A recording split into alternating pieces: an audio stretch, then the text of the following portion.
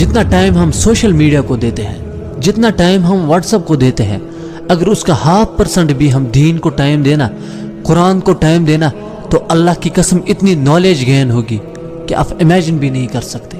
کتنے لوگ ہیں جو دین کو ٹائم دیتے ہیں اور کتنے لوگ ہیں جو اپنے ڈیزائرز کو ٹائم دیتے ہیں۔ میرے بھائی کہاں پہ بیٹھے ہو؟ قرآن پڑھو، پھر دیکھو اللہ تعالیٰ ان لوگوں کے بارے میں کیا فرما رہا ہے جو اللہ تعالیٰ کے نافرمان ہے۔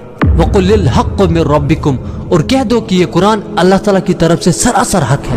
فَمَن شَاءَ فَلْيُؤْمِن وَمَن شَاءَ فَلْيَكْفُرْ، اب جو چاہے ایمان لائے اور اب جو چاہے کفر کرے۔ اللہ تعالیٰ ان لوگوں کے بارے میں کیا فرما رہا ہے جو اللہ تعالیٰ کے نافرمان ہے۔ سنو، ہم نے ظالموں کے لیے دوزخ کی آگ تیار کر رکھی ہے جس کی قناتیں ان کو گھیر رہی ہوں گی، اور اگر فریاد کریں گے تو ایسے کھولتے ہوئے پانی سے ان کی داد رسی کی جائے گی جو پگھلے ہوئے تانبے کی طرح گرم ہوگا، اور جو ان کے چہروں کو بھون